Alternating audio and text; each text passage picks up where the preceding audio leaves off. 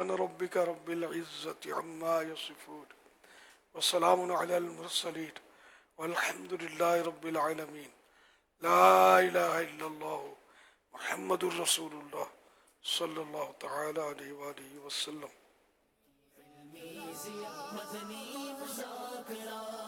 اسلام کا پیغام ہے سنت کا پاسبان، اسلام کا پیغام ہے سنت کا پاسبان، برہان حق اور حق نما مدنی مذاکرہ، برہان حق اور حق نما مدنی مذاکرہ، عطار کی علم۔ صلو علی الحبیب صلی اللہ تعالی علی محمد۔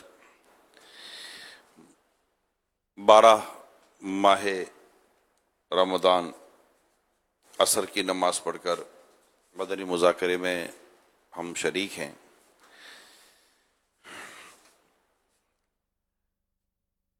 ایک ٹیچر نے اپنے اسٹوڈنٹ کو، چھوٹی عمر کا بچہ تھا، اس کا امتحان لینے کے لیے کہ اب تک جو میں نے اسے پڑھایا ہے اس کو کچھ سمجھ میں آتا بھی ہے یا نہیں، اسے ایک سیب دیا کہ بیٹا میں تمہیں ایک سیب دیتا ہوں، ایک، یہ دوسرا سیب دیتا ہوں 2، یہ تیسرا سیب دیتا ہوں 3، اب تمہارے پاس کتنے سیب ہوئے؟ اس نے غور کیا، 4۔ جیسے اسے 4 کہا تو ٹیچر کو بڑا جھٹکا لگا کہ اتنے آسان جواب دے دیا۔ چہرے پہ تھوڑی ناگواری ہوئی، بچہ تھوڑا گھبرایا کہ مار نہ پڑے، کہ ٹیچر نے خود کو سنبھالا اور چونکہ بچہ تھا کہ غور سے سنو میں آپ کو کیا کہنا چاہ رہا ہوں۔ جی، میں آپ کو ایک سیب دیتا ہوں، لے 1، یہ لیں دوسرا 2، یہ تیسرا 3، یہ کہہ کر دیا۔ اب بتاؤ آپ کے پاس کتنے سیب ہیں؟ بچہ گھبرایا ہوا تھا، 4۔ اب ٹیچر کو غصہ آنے لگا کہ یہ یا تو میں صحیح نہیں ہوں یا بچہ کا کوئی دماغ خراب ہے، تو اس نے اپنا سوال چینج کیا کہ اچھا ٹھیک ہے بیٹا، یہ کام کرتے ہیں، میں آپ کو کیلے دیتا ہوں، یہ 1 کیلا، یہ 2، یہ 3، اب آپ کو کتنے کیلے ہوئے؟ تو بچے نے کہا 3۔ تو ٹیچر کو تسلی ہوئی کہ نہیں، دماغ صحیح ہے۔ پھر اس نے اپنے سیب کا سوال دہرایا کہ میں تمہیں 1، 2، اب 3 سیب دیے بیٹا، اب بتاؤ تمہارے پاس کتنے سیب ہوئے؟ 4۔ اب ٹیچر حالت خراب ہوئی، غصہ بھی آ رہا تھا کہ یہ میرے سے مذاق کر رہا ہے، کیا کر رہا ہے، لیکن ٹیچر نے خود کو سنبھالا، کہا بیٹا یہ بتاؤ کیلے دے رہا ہوں تو 3 ہے، اتنی سیب دے رہا ہوں تو 4 کیسے ہو گئے؟ مجھے سمجھاؤ بیٹا 4 کیسے ہوئے؟ کہ 3 آپ نے دیے، اور بیگ سے اس نے ایک سیب نکالا، صبح ایک امی نے دیا تھا، تو میرے ہو گئے 4 کیلے۔ اب ٹیچر کو سمجھ میں آیا کہ یہ 4 کیوں بول رہا تھا، کیوں سمجھ میں آیا؟ اب ہم سبق کی طرف آتے ہیں۔ وضاحت جب لیتے ہیں نا تو کلیئرٹی آ جاتی ہے۔ ہم بعض اوقات کسی چیز کی وضاحت لیے بغیر فیصلے کر لیتے ہیں۔ جب بھی کوئی ایسی الجھن یا پریشانی پیش آتی ہے عموماً، تو ہم سامنے والے سے وضاحت نہیں لیتے، ہم وہ وضاحت نہیں لے رہا تھا اسٹوڈنٹ سے، وہ بچے سے وضاحت نہیں لے رہا تھا کہ بیٹا آپ 3 کو 4 کیوں کہہ رہے ہو۔ جب اس نے وضاحت کی تو اس نے بتایا کہ بھئی میرے پاس 4 ہی تو ہوئے، 3 آپ نے دیے، 1 میری امی نے مجھے صبح دیا تھا بیگ کے اندر ڈال کر، تو میرے پاس 4 سیب ہو گئے نا، میں غلط تو نہیں بول رہا۔ اب غلط تو بچہ نہیں بولا تھا، بچہ کے پاس ٹوٹل 4 سیب ہو گئے۔ تو اس کو جو کتابوں میں لکھا ہے نا، یہ لکھا ہے کہ جس طرح آپ اپنی کسی غلطی کا عذر بیان کرتے ہیں نا کہ میرے سے غلطی ہوئی، اس کی وجہ یہ تھی، اس طرح کسی اور کی غلطی کی بھی وجہ تلاش کریں. ہو سکتا ہے کہ اس وجہ سے اس کی غلطی ہو گئی ہو. ہم اپنی غلطیوں کی وجہ ڈھونڈ رہے ہوتے مگر کسی اور کی غلطی کی کوئی وجہ ہمارے پاس نہیں ہوتی. بس یہ غلطی کی کیوں؟ جب بھی ہم نے کسی سے کلیریفیکیشن مانگی، میں جنرل بات کر رہا ہوں، 100% پہ بات نہیں ہوتی، تو وہ اپنی بات کی کوئی کلیریفیکیشن دیتا ہے، کوئی وضاحت دیتا ہے، کوئی جسٹیفائی کرتا ہے اپنی گفتگو کو کہ میرا مقصد یہ نہیں، میرا مقصد یہ تھا. اور جب ہمیں مقصد پتہ چلتا ہے تو سم ٹائم ہماری غلط فہمی دور ہو جاتی ہے اور ہمیں موقع مل جاتا ہے. جیسے عموماً ہمارے ایسا آج کل ہوتا نہیں ہے، اس نے کہا اور ہم نے فوراً اس کے بارے میں یا تو پوسٹ ڈال دی یا اس کے بارے میں کوئی ایسی بات کر دی. بھائی اسے وضاحت تو لو کہ آپ نے یہ بات کی تو میری سمجھ میں نہیں آ رہی، آپ نے یہ بات کیسے کر دی. ہو سکتا اس کے بعد واجبی جواب ہو، درست جواب ہو، آپ کو غلط فہمی ہو رہی ہو اور وہ غلط نہ ہو. جھگڑے نپٹانے کے دو بڑے پیارے اصول ہیں، یا تو غلطی مان لیں یا غلط فہمی دور کر دیں. اس میں اتنے فائدے نظر آئے، مگر یہ ہوگا کب؟ جب آپ بات کریں گے، جب آپ اپنے دل میں لے کر بیٹھ جائیں گے. یا ایک کا دفعہ بات ہوئی اور آپ نے اس کا نتیجہ نکال لیا، تو بعض اوقات ایک آدھ بار نتیجے سے مسئلہ حل نہیں ہوتا. چند مرتبہ پوچھنے سے، چند مرتبہ بات کریں، جبکہ آپ کو پتا ہے کہ میں نے دل میں اپنے کسی مسلمان کا کینہ نہیں رکھنا، بغض نہیں رکھنا، بدگمانی نہیں رکھنی، میں نے اس کے ساتھ کلیئر رہنا ہے. یعنی اپنے سینے کو میں نے مسلمانوں کے کینے سے اور ان کے بارے میں غلط فہمی پالنے سے اپنے سینے کو میں نے پاک رکھنا ہے. تو کلیئرٹی کر لیں. جب میاں بیوی کی آپس میں گفتگو ہو جاتی ہے نا کہ بھئی یہ کیا ہوا، تو کلیئرٹی ہو جاتی ہے. ایک عورت کو کسی کا فون آیا تو رونگ نمبر تھا، تو جب رونگ نمبر تھا تو عورت نے لائن کاٹ دی کہ یہ بھائی جان آپ کا نمبر صحیح نہیں ہے، رونگ نمبر. لیکن سامنے کیونکہ لڑکی کی آواز تھی تو لڑکے کو شیطان نے بھیکایا، اسے پھر کال کی، کہا بھائی جان میں نے کہا نا یہ رونگ نمبر ہے. کہا نہیں مجھے اب آپ سے بات کرنی ہے. کہا آپ بدتمیزی نہ کریں، آپ کال نہ کریں پلیز. تو کال کاٹ دی. لڑکے نے پھر کال کی، اب لڑکی فون نہ اٹھائے، بار بار کال کی، اسے کال کر کے کہ میں شادی شدہ ہوں، آپ مجھے پلیز کال نہ کریں اور آپ یہ نہ کریں. اس کو سمجھا دیا عورت نے. اب اس کا کال عورت اٹھائی نہیں، اب الٹے سیدھے میسج کرے. اب الٹے سیدھے میسج آپ سمجھے کیسے کیسے میسج کرے وہ، اب رہ نہیں سکتا ہوں نہ یہ نہ آپ بات کرو وغیرہ وغیرہ. اب ایک دن یہ عورت اپنے کسی کام میں مصروف تھی کہ میسج آیا اس لڑکے کا. اب وہ فون اس کی ساس کے پاس پڑا ہوا تھا. ساس نے میسج پڑھا اور وہ میسج بڑا عجیب و غریب تھا. اس کی گھوم گئی ساس کی کہ یہ میری بہو کیا گل کھلا رہی ہے میرے گھر کے اندر. اب اس نے بہو سے کلیریفائی نہیں، مطلب بہو سے وضاحت نہیں کہ بیٹا یہ کون ہے، کیا ہے، میسج کیسے آ رہے ہیں، کیوں آ رہے ہیں، کوئی بات نہیں پوچھی، لے کر بیٹھ گئی. شام کو جیسے اس کا بیٹا گھر آیا، ساس نے اپنا منہ ایسا پھلا کر رکھا تھا. وہاں خیریت؟ ہم تو لٹ گئے بیٹا، برباد ہو گئے، تباہ ہو گئے. وہاں کیا ہو گیا؟ صبح تو صحیح تھا، شام تک سب تباہ کیسے ہو گیا؟ دیکھ تیری بیوی کیا گل کھلا رہی ہے. اب جب اس نے میسج پڑھا تو پہلے ہی اس کے دماغ میں ڈال تو دیا تھا. اب جیسے اس نے میسج پڑھا تو اس کا تو دماغ خراب ہو گیا شوہر کا. وہ تو جا کر یہ کیا بے بدتمیزی ہو، بے شرمی ہو، بے غیرتی، اور دے مار دے مار. اب مارا ماری ہوئی، بات پڑوسیوں تک پہنچی. شوہر بہت ہوا، پڑوسیوں نے لڑکی کے بھائی کو فون کر دیا کہ بھائی آؤ تمہاری بہن کو بچاؤ ورنہ مار مار کر تمہاری بہن کو مار دیں گے. بھائی پہنچے. بھائی نے کہا بھائی کیوں مار رہے ہو میری بہن کو، کیا کیا اس نے؟ بولا یہ دیکھو یہ کیا کیا ہے. اب بھائیوں نے جب موبائل دیکھا، میسج دیکھے، تو بھائیوں کی گھوم گئی. بولا بے شرم بے حیا، ہماری ناک کاٹ دی کر کر کے. کہ بھائی نے جو جوش میں آ کر مارنا شروع کیا، بہن مر گئی. مار مار کر بہن کو مار دیا. اب کیس پولیس تک گیا، اور جب کیس پولیس پر گیا تو پھر پولیس نے تفتیش کی کہ بھائی وجہ کیا تھی. تو وجہ میسج. جب میسج نکالے اور انکوائری کی تو لڑکا نکلا. اس لڑکے کو برآمد کیا اور لڑکے کو میسج تیرے ہیں؟ کہا ہاں میرے ہیں. کیوں میسج کر رہا تھا؟ تو اس سے ساری وجہ بتائے. بولا تو پتہ ہے عورت مر گئی. اس نے کہا مجھے نہیں اندازہ تھا کہ میری اس غلطی کا اس کو اتنا بڑا ہوگا. وہ تو عورت بات ہی نہیں کرنا چاہتی تھی، یہ تو بڑی شرم والی، حیا والی اور بڑی مطلب نیک عورت تھی. میں ہی بے شرم آدمی تھا جو اس کو تنگ کر رہا تھا. اور یہ تو مجھ سے بات بھی نہیں کر رہی تھی، یہ تو مجھے رپلائی بھی نہیں کر رہی تھی، اس نے تو مطلب مجھے جواب دینا ہی بند کر دیا تھا، تو میں اس کو تنگ کر رہا تھا اور میرے اس تنگ کرنے کی وجہ سے یہ سب ہو گیا۔ اب لڑکی عورت مر گئی، بھائی کو اپنی بہن کے قتل کے جرم میں جیل ہو گئی، شادی شدہ گھر اجڑ گیا، وجہ ایک غلط فہمی۔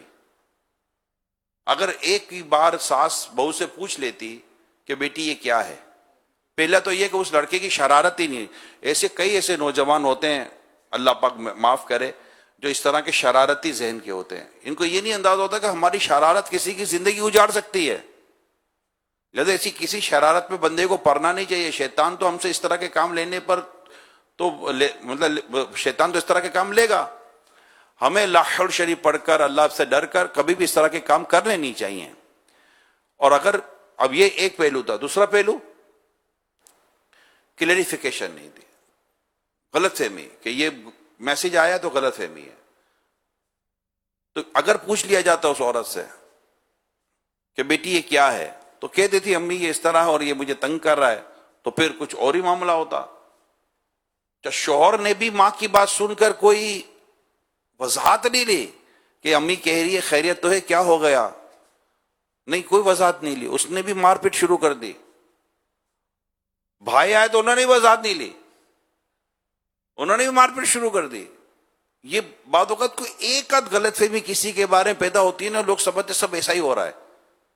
ہم سب کو ہوش کے ناخن لینے چاہیے، اپنی عقل کے دروازے کھڑکیاں کھلی رکھیں، اور جب کوئی ایسی بات آئے تو سمجھ جانا چاہیے کہ بھائی کیا ہو گیا۔ جیسے وہ تھا نا کہ کسی نے کسی کو کہا، یعنی بادشاہ ایک ہے واقعہ کہ بھائی تم نے مجھے پتا چلا تم میرے بارے میں ایسی بات کر رہے ہو، تو انہوں نے کہا میں نے تو آپ کے بارے میں ایسی بات نہیں کی، تو کہا مجھے جس نے بتایا نا وہ سچا نہیں، وہ سچا آدمی ہے۔ کیا کہا؟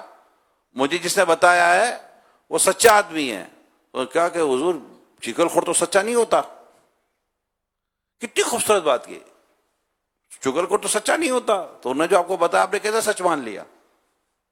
تو سچ کچھ اور ہوتا ہے بعض اوقات، اور افواہیں، غلط فہمیاں، مس کنسپشن اس کو کہتے ہیں، اس کا پورا ایک ورڈ بتتا ہے مس کنسپشن۔ مس کنسپشن اسٹیبلش کر دیا جاتا ہے، غلط فہمیاں پیدا کر دی جاتی ہیں، پھر ہر آدمی اس کے بارے میں یہی ذہن بنا۔ آپ نے اس سے نہیں ملاقات کی ہوتی، مگر آپ کو کوئی پوچھے آدمی کیسا تھا، وہ کہے گا یار آدمی صحیح نہیں ہے۔ وہ آپ کو کیسے پتا چلا؟ آپ کو پتا چلنے کا ذریعہ سوشل میڈیا پوسٹ، آپ سمجھ گئے کہ یہ آدمی خراب ہے، آپ کو کوئی واسطہ نہیں تھا اس سے۔ اللہ پاک ہم سب کو اپنا حقیقی خوف عطا فرمائے۔ حدیث پاک میں مسلمان کی عزت میں دست اندازی کرنا بدترین سود ہے۔ اللہ پاک ہمیں مسلمانوں کی عزت کی حفاظت کی توفیق عطا کرے۔ صلو علی الحبیب صلی اللہ تعالی علی محمد۔ الحمدللہ رب العالمین والصلاة والسلام علی خاتم النبیین، اما بعد فاعوذ باللہ من الشیطان الرجیم، بسم اللہ الرحمن الرحیم، الصلاة والسلام علیک یا رسول اللہ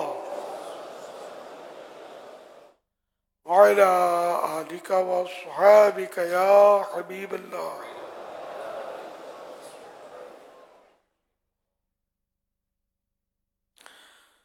الصلاة والسلام علیک یا نبی اللہ وعلی آلک واصحابک یا نور اللہ۔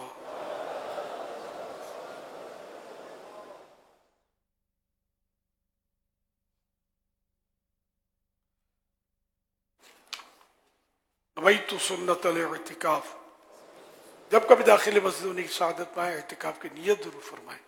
جب تک مسجد میں رہیں گے مفت کا ثواب ملے گا، جب مسجد سے باہر نکلیں گے یہ نفل اعتکاف ختم ہو جائے گا، پھر جب مسجد میں داخل ہوں نئے سرے سے اعتکاف کی نیت کر لیں۔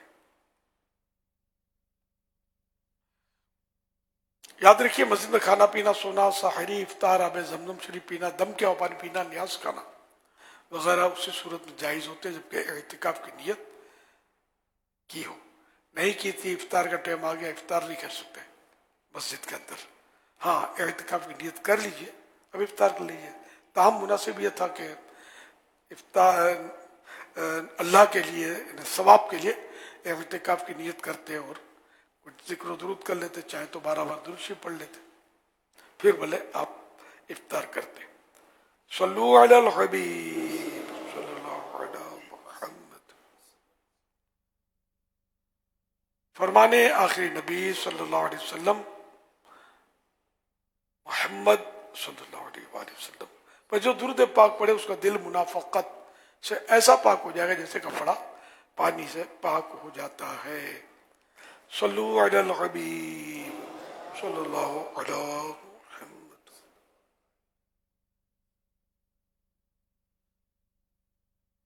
مدنی مذاکرے کا سلسلہ ہے عصر کی نماز کے بعد 12 رمضان معتکفین عالمی مدنی مرکز فیضانہ مدینہ کراچی میں جمع ہے. مدنی چینل پر بھی ہم لائیو ہیں.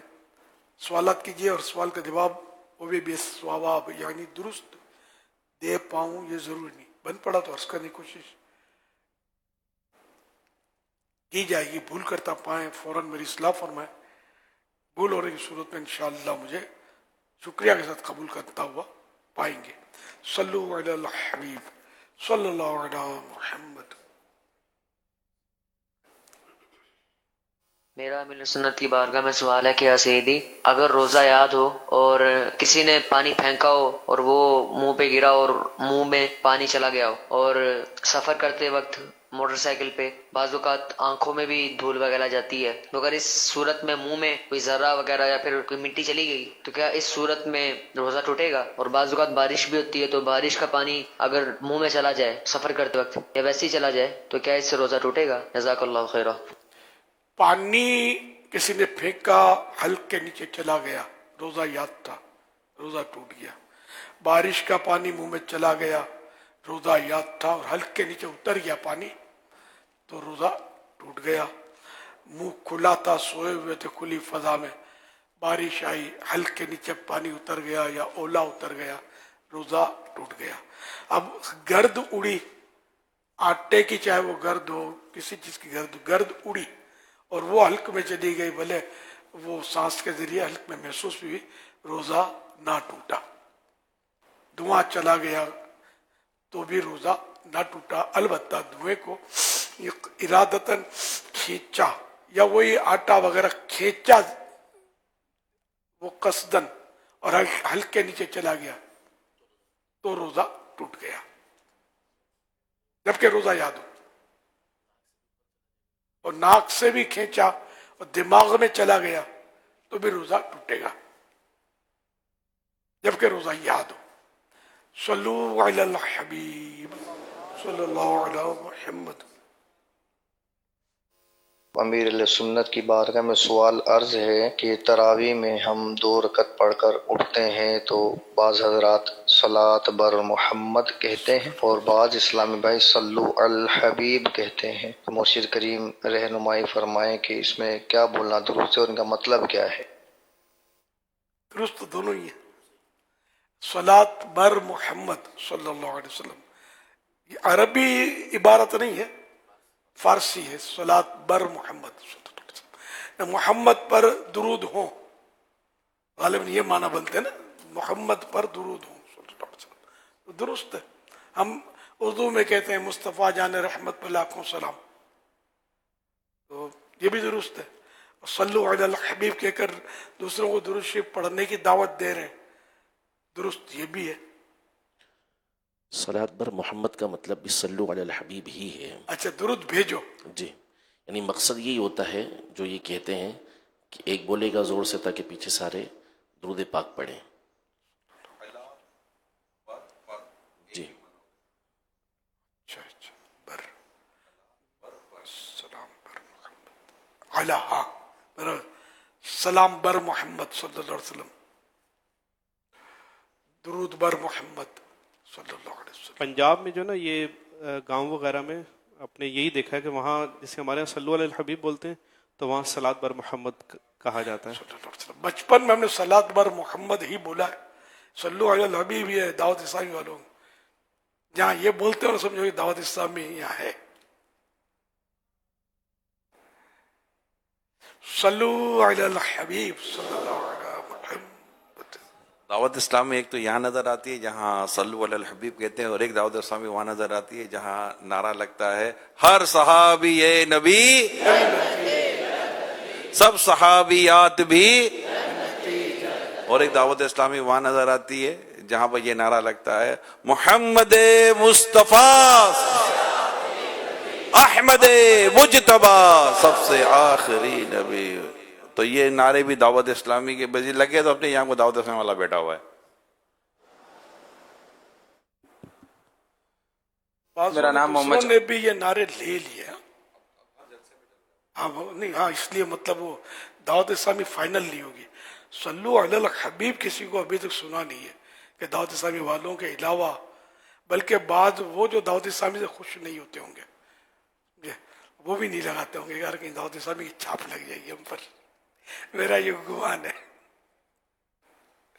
جو میں نے بینر تو دیکھے بعض ان لوگوں کو جو دعوت اسلامی کی کیا مطلب ہوا بہت کچھ مطلب جو سمجھانا چاہتا سمجھ گئے ہوں گے. وہ بینر دیکھے میں نے، ہر صحابی نبی جنتی جنتی، تو یہ قبول کیا ہے، باقی کچھ بھی قبول نہیں کیا ہمارا، ہمیں ہی قبول نہیں کیا.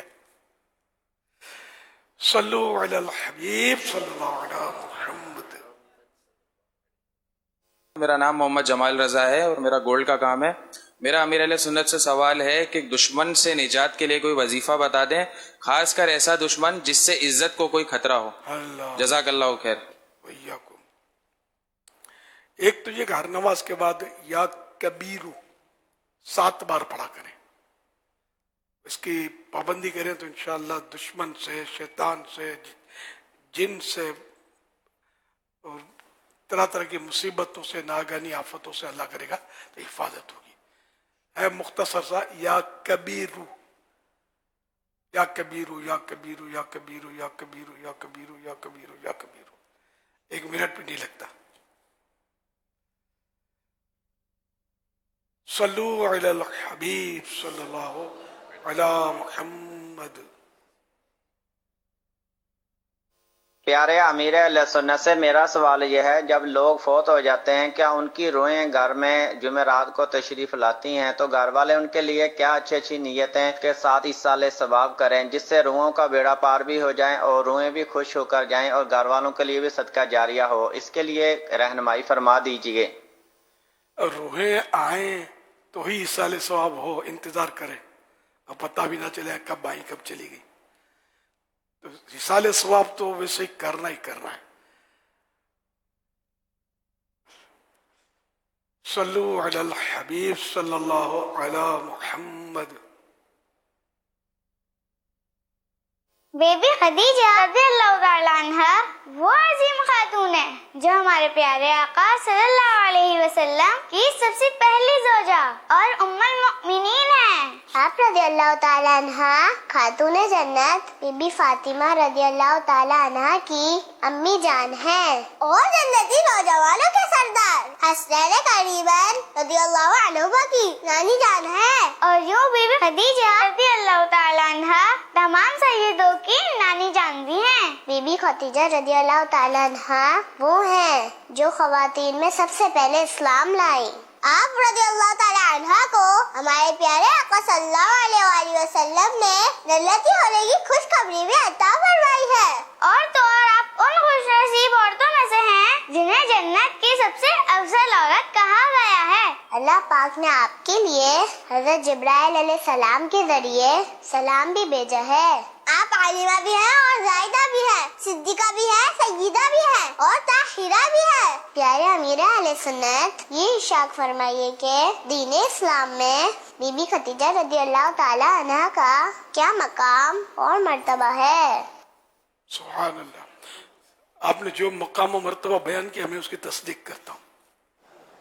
بہت پیاری پیاری باتیں آپ نے ام المؤمنین خدیجہ الکبریٰ رضی اللہ تعالی عنہ کے بارے میں کی. ماشاء اللہ، بارک اللہ. صلو علی الحبیب صلی اللہ تعالی علی محمد. سوشل میڈیا کے ذریعے کچھ سوالات ہمیں ملے ہیں. یہ محمد بلال ہیں بصیر پور سے. کہتے ہیں اگر کسی نے نقلی دانت نکلوائے ہوں اور ان پر کیمیکل لگا ہوتا ہے تو کیا وہ روزے میں لگا سکتے ہیں؟ روزے میں नकली दांत लगा सकते हैं कि उस पर केमिकल लगा हुआ होता है? असल वो नकली दांत अच्छा निकलवाना नहीं, लगाना है।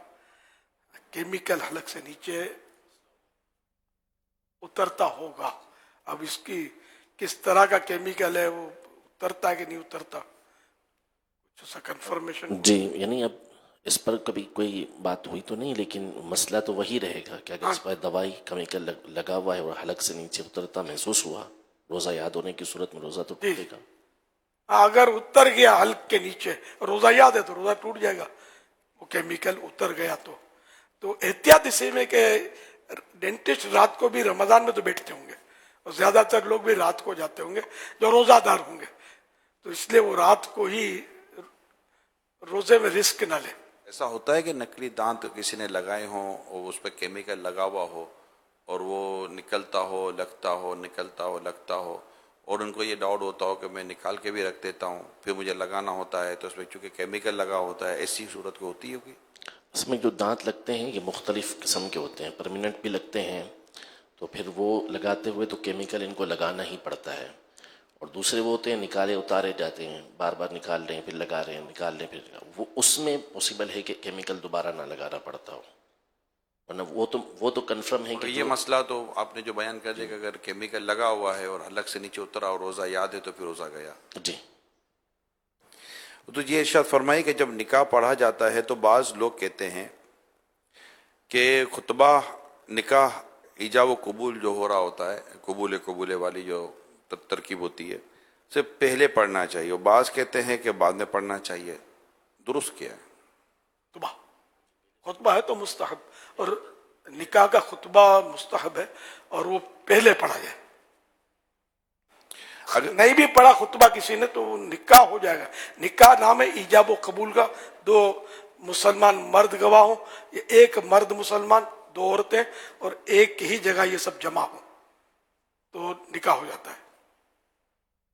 औरत का तो वहाँ जमा होना जरूरी नहीं, दो मुसलमान औरतें, भले जिससे पर्दे में निकाह हो रहा है वो औरत तो नहीं होती ना। अगर मर्द औरत भी साथ बैठे हैं और महारिम गवाह हैं तो ये भी तो साथ बैठ तो सकते हैं, गुंजाइश तो है। अगर किसी शख्स पर दम वाजिब है और दम अदा नहीं करता, और अगर दोबारा उम्रा करने चला जाता है, क्या उसका दूसरा उम्रा अदा हो जाएगा या नहीं, या इसको पहले दम अदा करना होगा और फिर दूसरा उम्रा करना होगा?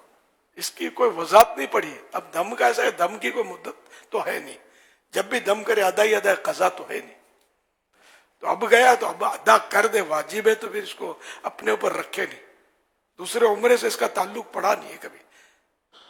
बेहतर ये है कि वो नौयत बताते कि किस वजह से इन पर दम लाजिम हुआ है, क्योंकि बाज़ दम वो होते हैं कि जो उसकी सूरतें साकित होने की होती हैं, वो दूसरे उम्रे पर भी मौकूफ़ होते हैं, तो वो वजह बताएंगे तो उसके बाद हम डिटेल बता सकते हैं कि क्या है, किस वजह से हुआ। और बाद दम वाजिब ही नहीं हुआ होता, लोग बात बात में दम समझते कि दम हो गया, दम हो गया। ये मोहम्मद सुफियान यूके से कहते हैं अगर किसी ने अपना फर्ज हज अदा कर लिया हो, अब वो दोबारा हज करने का इरादा रखता हो और चाह रहा है कि किसी की तरफ से हज बदल अदा करे, क्या जिसकी तरफ से अदा कर रहा है उसके इल्म में देना ज़रूरी होगा, और अगर इनका इंतकाल हो गया है तो क्या उनकी वसीयत पर हज बदल का होना ज़रूरी है? ये तो औलाद को वसीयत करेगा तो औलाद करे हज उसके पैसों से जो उसने छोड़े। अब वसीयत पूरी करना वाजिब तो नहीं होता वैसे, इसमें वाजिब हो जाएगा जबकि उसने माल छोड़ा है। असल में हज बदल की तमाम तर शराइत का पाया जाना ज़रूरी है। उसने माल छोड़ा या वो रसा अपने माल में से करवाना चाहते हैं, उसकी तरफ से, मैयत की तरफ से, अपने वालिद की तरफ से, अपनी वालदा की तरफ से, तो करवाने की तो सूरतें हैं, इस तरह तो हो सकता है। अब ये किसकी तरफ से करना चाहते हैं हज बदल? जिसकी तरफ से करना चाहते हैं उसके इल्म में होना ज़रूरी है। वो देखा जाएगा कि वो शख्स जो है वो उस पर हज फ़र्ज भी था या नहीं था। अगर उस पर हज फ़र्ज था और उसने नहीं किया तो इल्म में तो होना ज़रूरी होगा, उसके बगैर तो नहीं होगा उसके। हाँ, अब ये देखना होगा कि माल किसकी तरफ से होगा। कोई दोस्त है, जैसे दोस्त फोत हो गया, हज उस पर फ़र्ज था इसके दोस्त पर, तब दूसरा दोस्त अपने पैसों से, उसके पैसों से तो नहीं कर सकता है ना, अपने पैसों से अगर हज कर दे, हज बदल کہ اس پر فرض تھا یہ اتر جائے گا کہ نہیں، ہے نا. یہ درپیش ہوتے ہوں گے اس طرح کے مسائل.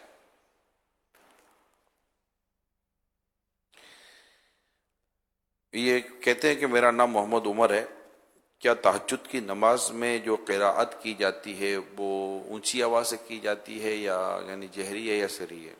یعنی اونچی آواز سے بھی کر سکتے ہیں، جبکہ کسی سونے والے کو یا دوسرے تہجد پڑھنے والے کو یا تلاوت کرنے والے کو کسی کو تکلیف نہ ہو تو جہر کے ساتھ اونچی آواز ہے کہ خود کو بھی تکلیف نہیں ہونی چاہیے، اتنی آواز بھی نہ ہو، پڑھ سکتے ہیں. یہ ایک سوال تھا کہ یہ بتائیے کہ نفل نماز میں کیسے ہمیں پتہ چلے کہ یہ رات تہجد تو رات میں ہوتی ہے، رات کے نفلوں میں جہر یعنی کہ اونچی آواز سے بھی پڑھ سکتے ہیں.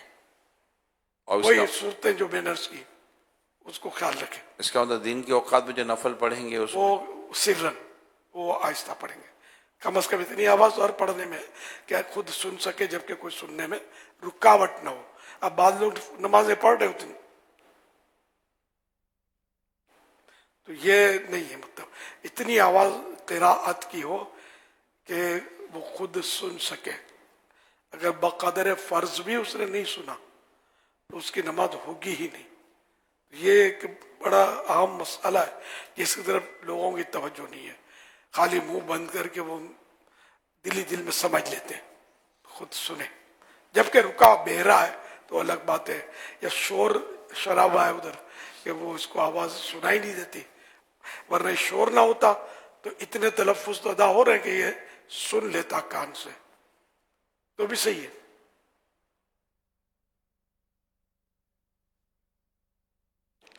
حج بدل کی ایک شرط یہ ہوتی ہے کہ جس کی طرف سے کیا جائے اس نے حکم دیا ہو.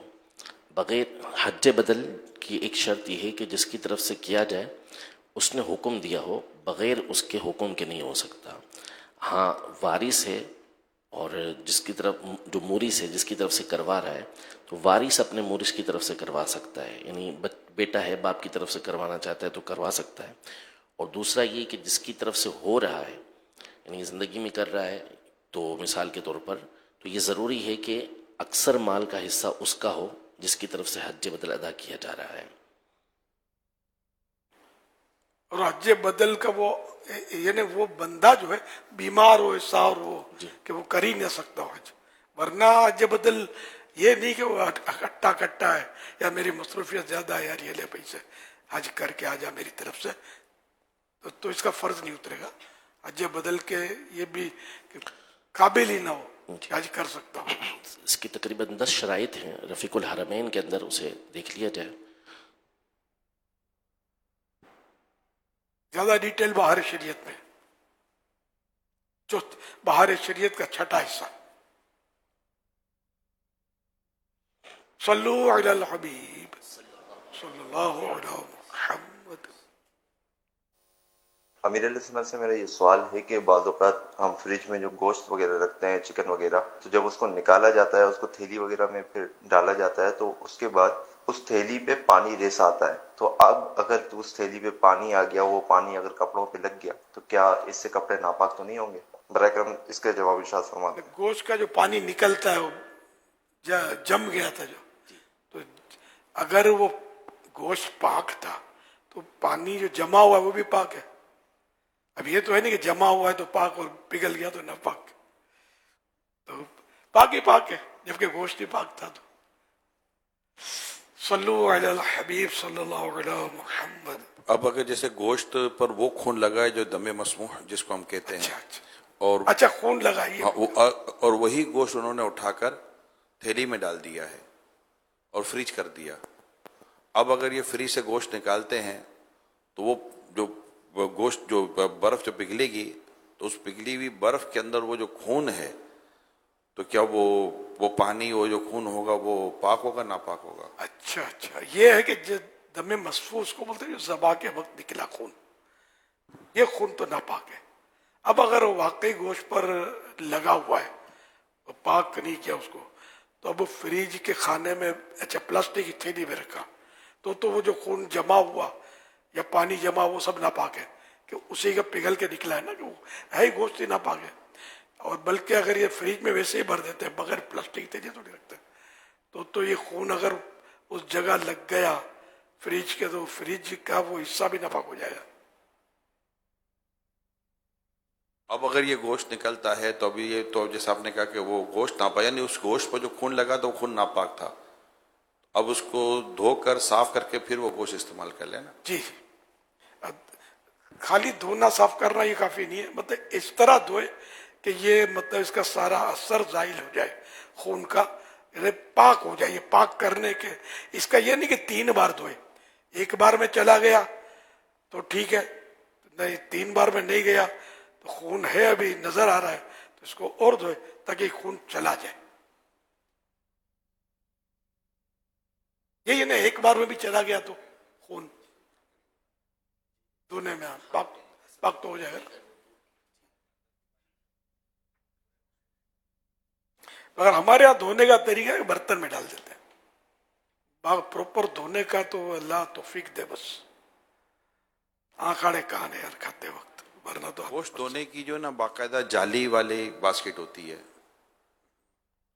اگر اس میں جیسے گوشت دھوئے نا تو پانی نکلتا چلا جائے گا نا، تو وہ گوشت اس میں جالی والی باسکٹ ہوتی ہے، نیٹ باسکٹ اس کو بولتے ہیں، تو اس میں پانی رکتا ہی نہیں ہے، وہ دھوتے رہیں گے اور وہ پانی اس کو دھو کے نکلتا چلا جائے گا. جی اس میں بھی اور بیسن میں بھی رکھ دیتے ہوں گے تو پانی جا رہا ہے، یہ صحیح ہے. مطلب بیسن جو کچن کے ہوتے اسی میں بھی یوں دھو لے تو.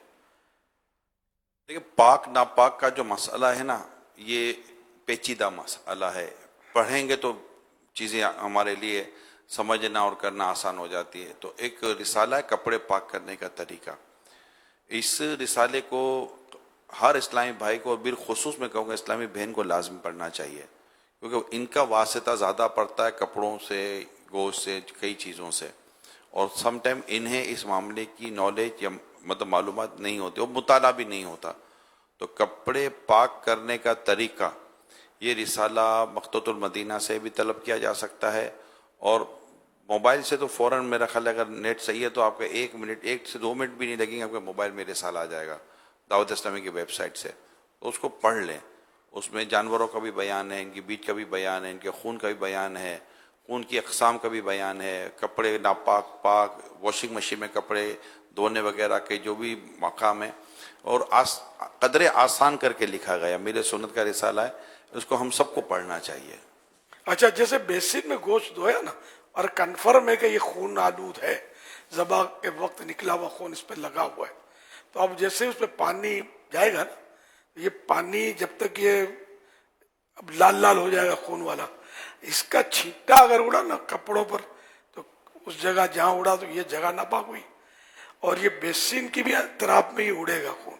تو اس لیے یہ احتیاط کرنی ہے جیسے ہاتھ رکھ دیا اور اس طرح کے پانی اڑے نہیں اس کا، یا اگر اڑا ہے تو بیسن کو بھی وہاں سے دھو لے، اور کپڑے پر بھی چھینٹا آنا نہیں چاہیے، کیونکہ ناپاک چیز سے ٹکرا کر پانی اڑے گا نا تو وہ ناپاک ہوگا، بھلے اس میں نجاست کے اجزاء نظر نہیں آ رہے.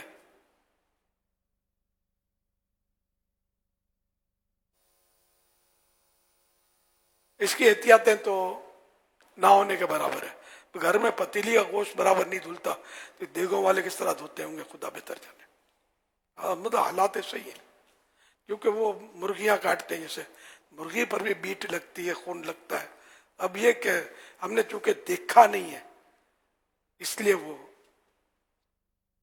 اب طہارت کا ہی حکم دیں گے باقی کا. جی عافیت بھی اسی میں ہے کہ اس کو دھو لیا جائے. اس میں بعض اوقات جو دم مصفوح ہے اگر وہ گوشت کے اندر سن جائے نا تو پھر پاک ہونے کی صورت رہتی نہیں ہے، اس کی بڑا مشکل مرحلہ ہو جاتا ہے. اس کیا ہو جائے؟ سن جائے، اندر چلا جائے نا، سن مانے اوپر جیسے لپڑ جائے، نہیں جذب ہو جائے، جذب ہو جائے. یہ لکھا فتح رضویہ میں کہ مرغی ہے جیسے اس پہ نجاست لگی ہوئی ہے، بیٹ وغیرہ ہوتی ہے، یا دم مصفوح جیسے بہتا خون ذبح کے وقت جو نکلا تھا، اور ڈال دی جیسے پر نوچنے کے لیے پانی میں ڈال دی، گرم پانی میں ابال لیا اس کو. تو اب اگر وہ گوشت بھی نرم پڑا ہے کہ ابلا ساتھ میں، تو اب اس میں ناپاک پانی چونکہ ناپاک ڈالی ہے تو ناپاک پانی اس گوشت میں داخل ہو گیا، سرایت ہو گیا، داخل ہو گیا، جذب ہو گیا، جو بھی بولو. تو اب یہ دھل نہیں سکتی، یہ گوشت اب دھل نہیں سکتا، اب اس کو پھینک دو، کھانے کے قابل نہیں ہے۔ پائے ابلے ہوئے جو ہوتے نا، اس کا میں نے جب یہ فتویٰ پڑھا نا، کافی سال پرانی بات ہے، تو مجھے تشویش ہوئی کہ یار یہ پائے بھی تو کھال کے ساتھ ابالتے ہیں، ابال کر پھر اس کو شیو بناتے ہیں، بال اس کے نکال دیتے ہیں۔ تو پھر میں نے اس کی مطلب یہ نہیں کہ ایک عیسائی بھائی کو کام سونپا تھا، یہ یا آپ مجھے تفتیش کر کے دیں اس کی کہ ابالنے کا کیا ہے طریقہ ہے، گوشت پکتا ہے یا نہیں۔ تو پھر وہ پکا ہوا پایا میرے پاس لے آئے تھے، اسی طرح وہ بال اترے ہوئے، اور اس نے بتایا کہ یہ کچھ منٹ، 12 منٹ 10 منٹ یہ گرما گرم پانی میں اس کو رکھتے ہیں پائے کو، اور پھر اس کا وہ تیز چھری سے یوں شیو بناتے ہیں، بال اس کے نکال دیتے ہیں۔ یہ لے آئے تھے، وہی جو بک رہا ہے اس طرح کا۔ تو میں نے اس کو دیکھا تو وہ پکا ہوا نہیں تھا، خالی بال ہی اتارنے تک یہ پکاتے ہیں کہ بڑے کا پایا تو بڑے کا گوشت سخت ہوتا ہے، مرغی کا نرم ہوتا ہے، تو یوں مطلب اطمینان ہوا کہ یہ بڑے کے پائے پاک ہوتے ہیں، جو بال اترے ہوئے پاک سے مراد ذرا احتیاط تو اس میں دھو تو لینے کے یہ سب ہوتے ہیں، تو یہ عام طور پہ گوبر والے ہی ہوتے ہیں پائے جو ہیں۔ آپ جس طرح چل رہے تھے نا تو سننے والوں کو لگتا ہوگا پتہ نہیں بڑے کا پایا بچے گا نہیں بچے گا، اینڈ میں آ کر آپ نے کلیئرنس دے دیے، میرے بچوں ٹینشن نہیں لو، بڑے کا پایا اوکے۔ آپ جس طرح آ رہے تھے نا، یہ بڑے کا پایا ہے، پتہ نہیں گھر میں اب رہے گا نہیں رہے گا۔ یہ معلومات اللہ پاک ہمیں نصیب کرے، اور مدنی مذاکرے دیکھتے رہیں گے تو انشاءاللہ یہ معلومات اس طرح آسان کر کے، یقین مانے کتاب سے پڑھ کر بندہ سالوں لگ جاتے لیکن مسئلہ سمجھ میں نہیں آتا، اور جب ہم کسی عالم سے سنتے ہیں، اچھے انداز سے سنتے ہیں، وہ آسان کر کے بتائے تو الحمدللہ ہمیں مسئلہ سمجھ میں آ جاتا ہے، الحمدللہ۔ جی، ایک آدمی نے حضرت سیدنا عبداللہ بن مسعود رضی اللہ عنہ سے پوچھا کہ اگر کسی نے گناہ کیا ہے تو اس کی توبہ کی کوئی صورت ہے؟ سیدنا عبداللہ بن مسعود رضی اللہ عنہ نے منہ دوسری طرف کر لیا، پھر دوبارہ ادھر توجہ کی تو اس کی آنکھیں ڈبڈبا رہی تھیں، وہ اس کی آنکھوں میں آنسو تھے۔ فرمایا جنت کے 8 دروازے ہیں، سب کھلتے اور بند ہوتے ہیں سوائے توبہ کے، اس لیے کہ توبہ کے دروازے پر ایک فرشتہ مقرر ہے، اس لیے وہ دروازہ بند نہیں ہوتا۔ اس لیے نیک عمل کرو اور مایوس نہ ہو۔ میٹھے میٹھے اسلام بھائیو، امیر اہل سنت ہمیں مدنی مذاکرے میں توبہ کرواتے ہیں اور غوث پاک رحمۃ اللہ علیہ کا مرید بھی بناتے ہیں۔ جی ہاں، جو امیر اہل سنت کا مرید بن جاتا ہے وہ غوث پاک رحمۃ اللہ علیہ کے مریدوں میں شامل ہو جاتا ہے۔ جو اسلامی بہنیں دیکھ یا سن رہی ہیں وہ بھی بیعت کر سکتی ہیں۔ اسلامی بہنوں کو شوہر یا والد وغیرہ کی اجازت کی ضرورت بھی نہیں، اور مخصوص ایام میں بھی بیعت کر سکتی ہیں۔ ایک دن کے بچے کو بھی بے پیرا نہیں چھوڑنا چاہیے۔ اسکرین پر جو نمبر دکھایا جا رہا ہے اس پر اپنے نابالغ بچوں کے نام، عمر وغیرہ بھیج دیجئے، انہیں امیر علیہ سنت کے مریدوں میں شامل کر لیا جائے گا۔ اگر آپ پہلے سے کسی پیر کامل کے مرید ہیں تو چاہیں تو بیعت برکت حاصل کر لیجیے۔ امیر علیہ سنت کہیں مرید ہوتا ہوں میں تو آپ کہیں طالب ہوتا ہوں میں امیر علیہ سنت سے عرض کرتا ہوں کہ ہمیں غوث پاک رحمت اللہ علیہ کے مریدوں میں شامل فرما لیجیے۔ صلو علی الحبیب صلی اللہ علی محمد۔ بسم اللہ الرحمن الرحیم۔ لا الہ الا اللہ محمد رسول اللہ صلی اللہ علیہ وآلہ وسلم۔ توبہ کرتا ہوں میں اپنے تمام پچھلے گناہوں سے، اور آئندہ اللہ اور رسول کی نافرمانی نہیں کروں گا۔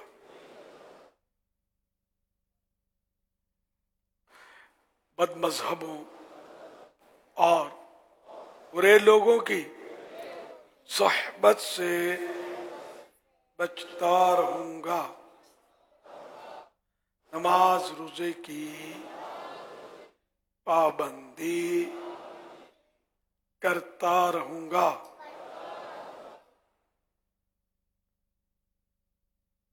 ماں باپ کی نافرمانی، جھوٹ، غیبت، چغلی، وعدہ خلافی، گالی گلوچ، فلمیں، ڈرامے، گانے باجے، بے پردگی وغیرہ وغیرہ گناہوں سے بچتا رہوں گا۔ مرید ہوتا ہوں میں آپ کے ذریعے سرکار بغداد حضور غوث پاک شیخ عبد القادر جیلانی رحمت اللہ علیہ کا اے اللہ پاک مجھے جناب غوث اعظم کے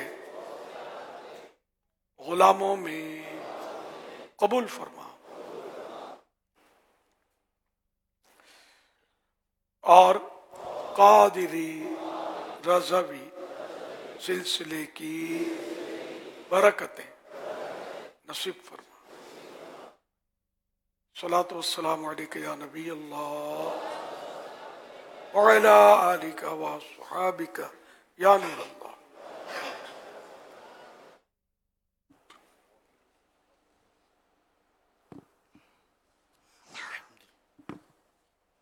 الحمدللہ رب العالمین والصلاة والسلام علی سید الانبیاء والمرسلین صلو علی الحبیب۔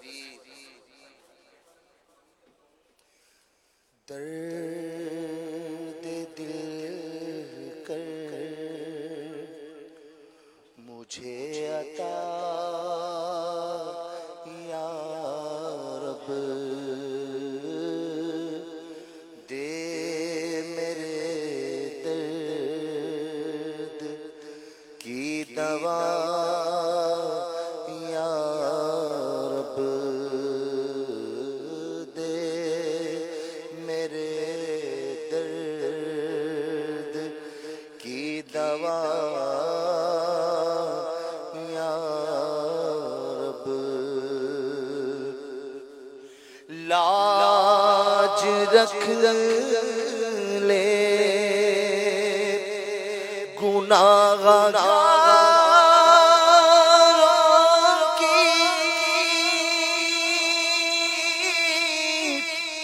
لاج رکھ لے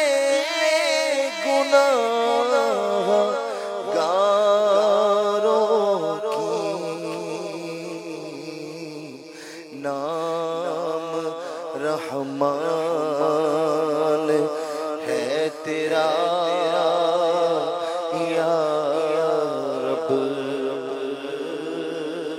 نام رحمان ہے تیرا یا رب، سبقت رحمتی علی غضبی، جب سے تو نے سنا دیا یا رب، آسرا ہم گناہگار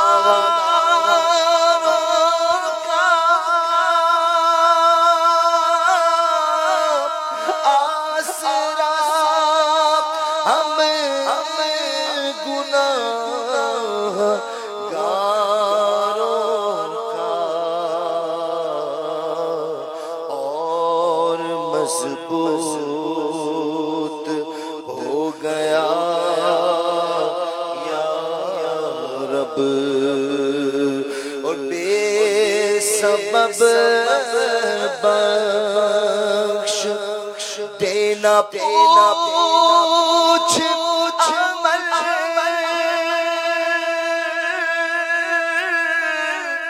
بے سبب بخش دے نہ پوچھ عمل، نام غفار ہے تیرا یا رب، تو حسن کو اٹھا حسن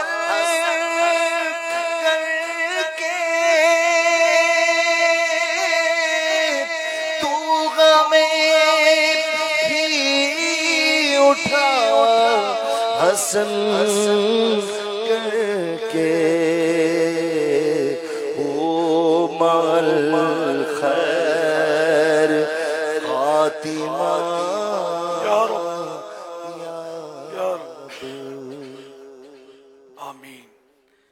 خاتم النبیین صلی اللہ علیہ وآلہ وسلم.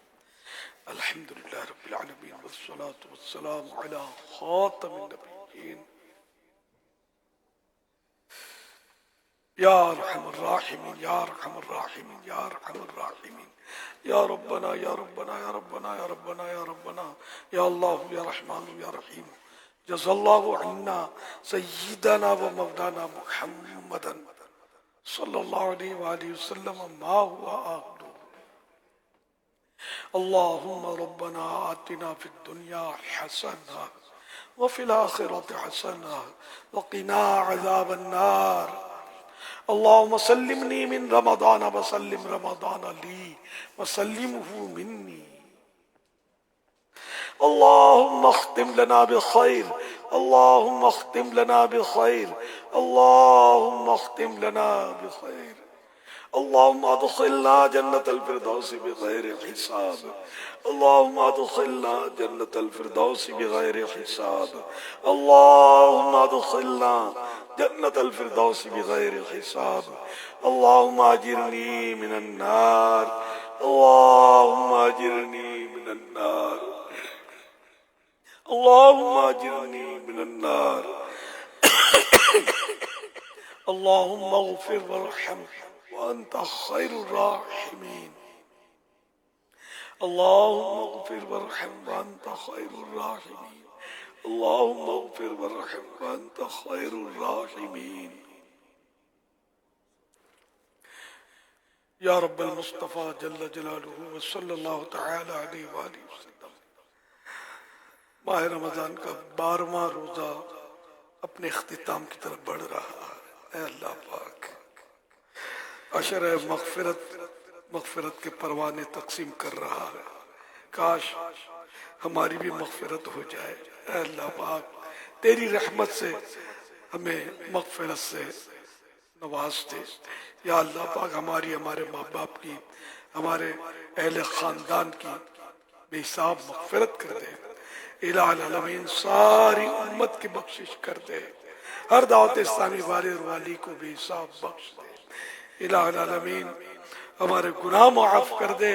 چھوٹے بڑے چھپے ظاہر جانے انجانے ہونے والے ہر گناہ کو معاف کر دے. اے اللہ پاک معاف کر دے معاف کر دے. اے اللہ پاک اگر تو نے ہمارے گناہ معاف نہ فرمائے تو تیری قسم بربادی بربادی اور بربادی ہوگی ہماری.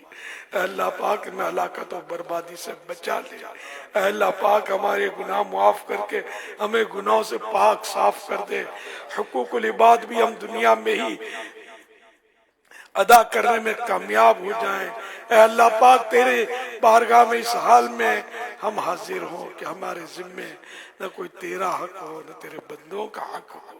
اے اللہ پاک ہمیں گناہوں سے پاک صاف کر دے. الہ العالمین جنت الفردوس میں اپنے پیارے حبیب صلی اللہ علیہ وسلم کا پڑوسی بنا لے. الہ العالمین نیک بنا دے پکا نمازی بنا دے سنتوں کا پابند بنا دے عاشق رسول بنا دے. ہماری ظاہری باطنی اصلاح ہو جائے. گناہوں کی بیماریوں سے ہمیں شفا کاملہ مل جائے. اے کاش ہم گناہوں سے دور رہنے میں کامیاب رہیں اور نیکیاں کرنے میں کامیاب رہیں. نفس و شیطان آڑے آتے ہی رہتے ہیں. مولا کریم ان کے شرور و فتن سے ہماری حفاظت فرما. ہمیں اپنی رحمت کے حصار میں رکھ. یا اللہ پاک ہمارے بیمار شفا یاب ہوں مقروض قرضوں سے خلاصی پائیں. اے اللہ پاک بے روزگاروں کو حلال و آسان روزی عطا ہو. الہ العالمین بے اولادوں کو نیک اولاد بعافیت بغیر آپریشن کی عنایت ہو. بیٹیوں کے طلبگاروں کو بیٹیاں بیٹوں کے طلبگاروں کو بیٹے ملے. الہ العالمین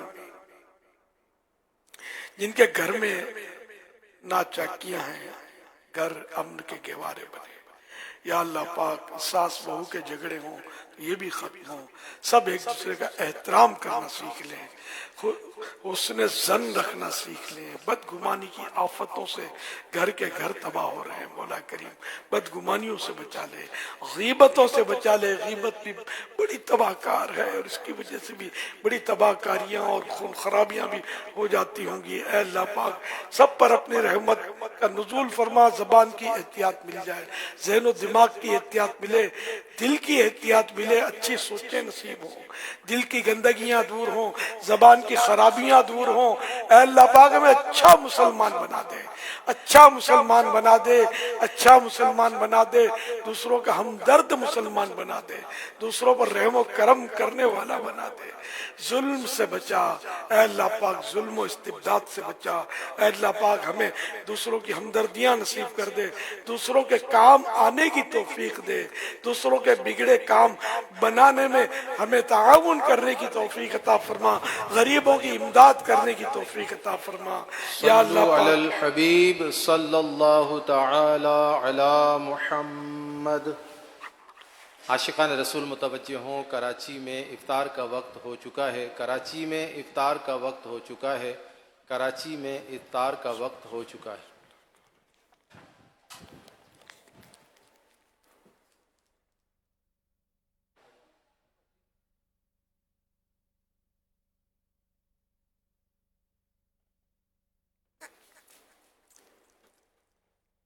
الحمدللہ رب العالمین والصلاة والسلام علی خاتم النبیین، اللہم لک صمت و بک آمنت و علیک توکلت و علی رزقک افطرت۔ یا اللہ پاک تیرے فضل و کرم سے 12 روزے پورے ہو گئے، اے اللہ پاک ہماری مغفرت ہوئی یا نہیں ہوئی یہ پتہ نہیں، عشر مغفرت جاری ہے، مغفرتیں ہو رہی ہیں، افطار کے وقت روزانہ 10 لاکھ مغفرت سے مشرف ہوتے ہیں، اور آج تو شب جمعہ ہے، اے اللہ پاک شب جمعہ روز جمعہ تو لمحہ لمحہ مغفرتوں کے پروانے ملتے ہیں، اور ہر گھڑی 6 لاکھ ایسے گناہگار بخشے جاتے ہیں جن پر ان کے گناہوں کے سبب جہنم واجب ہو چکا ہوتا ہے۔ اے اللہ پاک ہمارے اعمال بھی ایسے ہی ہیں، ہمیں بس ہم جس سے تو جانتا ہے، بس ہمیں تو بخش بے حساب کہیں بے شمار جرم، دیتا ہوں واسطہ تجھے شاہ حجاز کا۔ اے اللہ پاک نہ جانے کتنے مریض اس وقت ہمارے ساتھ مدنی چینل کے ذریعے دعاؤں میں شریک ہوئے ہوں گے، سب کو شفا دے دے، سب کی جھولیوں میں صحت کی خیرات ڈال دے۔ بیچارے کیسی کیسی تکلیفوں میں ہوتے ہیں، پریشان ہوتے ہیں، کوئی کینسر کا مریض، کوئی ٹی بی کا، تو کوئی پیٹ کا درد، کوئی پیٹھ کا درد، کسی کے جوڑوں کا درد، کسی کو پٹھوں کا درد، سب کو صحت دے، سب کو شفا دے دے، سب پر رحمت کی نظر کر دے، بے اولادوں کی اولاد سے جھولیاں بھر دے، عافیت اذان کا جواب دیجیے، سب پر رحمت کی نظر کر دے، سب پر کرم۔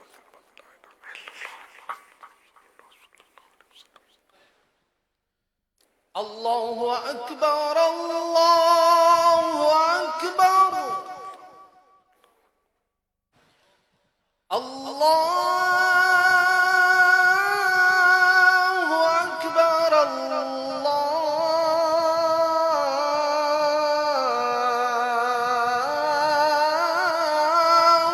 اکبر۔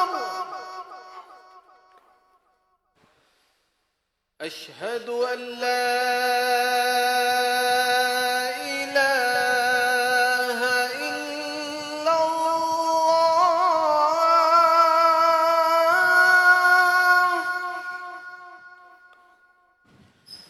أشهد أن لا إله إلا الله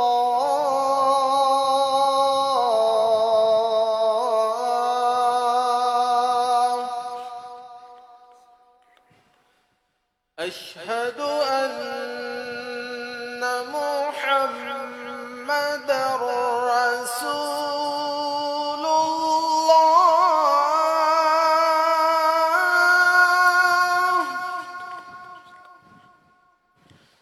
أشهد أن محمد رسول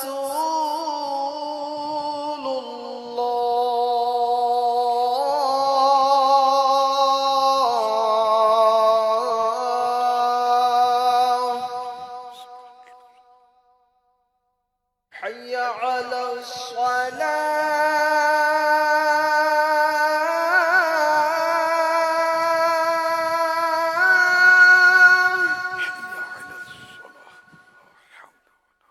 حي على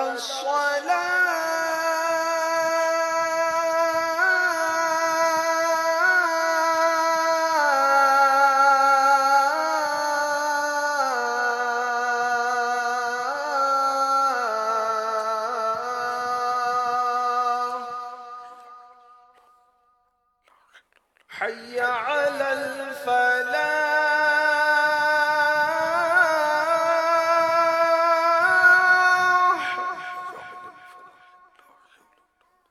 حي على الفلاح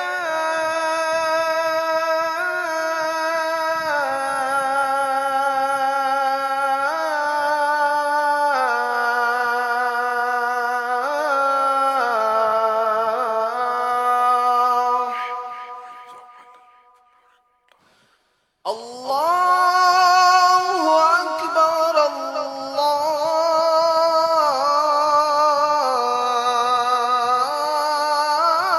الله أكبر لا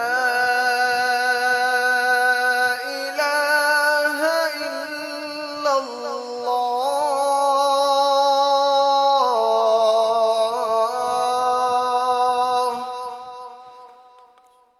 الصلاة والسلام عليك يا رسول الله وعلى آلك وأصحابك يا حبيب الله. اللهم رب هذه الدعوة التامة والصلاة القائمة آت سيدنا محمدا الوسيلة والفضيلة والدرجة الرفيعة وابعثه مقاما محمودا الذي وعدته وارزقنا شفاعته يوم القيامة إنك لا تخلف الميعاد. الصلاة والسلام عليك يا نبي الله وعلى آلك وأصحابك يا نور الله.